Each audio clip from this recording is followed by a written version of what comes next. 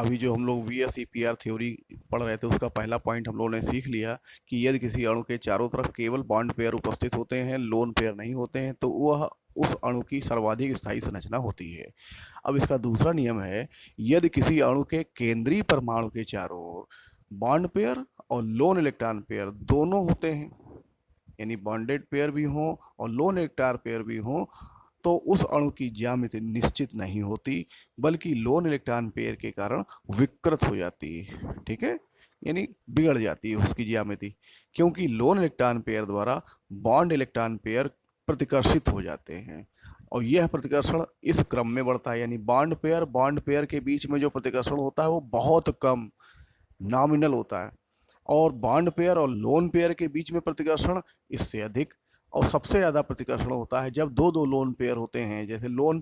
Pair के बीच में प्रतिकर्षण सबसे ज़्यादा होता है। इसका एक एग्जांपल लिया है, जैसे विभिन्न अणु हमने लिए,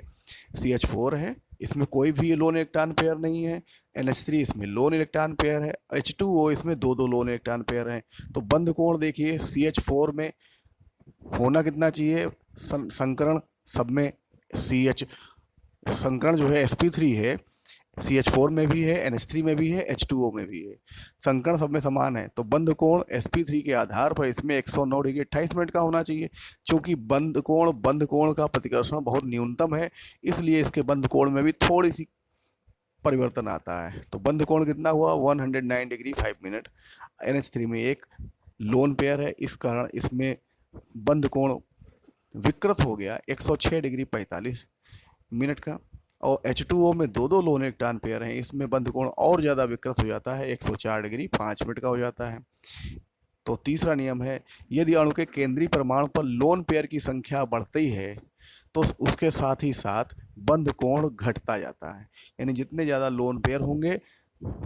बंध कोण उतना ही कम होता जाएगा, और अणु की संरचना उतनी ही ज़्यादा विकृत हो जाएगी। जैसे नाइट्रोनियम आयन NO2 के ऊपर प्लस है, फिर NO2 और NO2 के ऊपर एक माइनस, ये नाइट्राइट आयन है, तो इसमें देखें बंध कोण NO2 के ऊपर एक प्लस 180 डिग्री का है, NO2 में एक लोन पेयर है 135 डिग्री, NO2 माइनस में दो दो लोन पेयर आ जाते हैं तो 115 डिग्री हो गया। अब इसका चौथा रूल है, यदि किसी अणु, मान लेते हैं AB3 में A केंद्रीय परमाणु है, तो BAB के बीच में जो बंध कोण है वो B परमाणु की विद्युत ऋणात्मकता बढ़ने के साथ साथ घटता जाएगा। अर्थात B परमाणु की विद्युत ऋणात्मकता जितनी ज़्यादा होगी उतना ही बंधी इलेक्ट्रॉन युग्म A से दूर होता जाएगा, और A परमाणु पर उपस्थित लोन इलेक्ट्रॉन पेयर प्रतिकर्षित होगा, जिससे बंध कोण घट जाएगा। इतना समझ गए।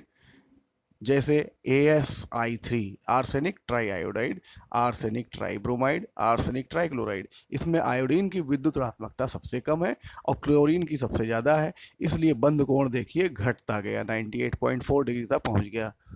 क्लियर हो गया। अब पांचवा रूल है कि बहुबंध, जैसे मल्टीपल बॉन्ड्स कहते हैं, डबल बॉन्ड या ट्रिपल बॉन्ड, अणु की ज्यामिति पर कोई भी प्रभाव नहीं डालते, लेकिन किसी अणु में बहुबंध होने पर बंध कोण का मान बढ़ जाता है। जैसे एथेन में 109 डिग्री 28 मिनट sp3 संकरण, एथिलीन में sp2 संकरण है लेकिन बंध कोण 120 डिग्री, एसिटिलीन में ट्रिपल बॉन्ड आ गया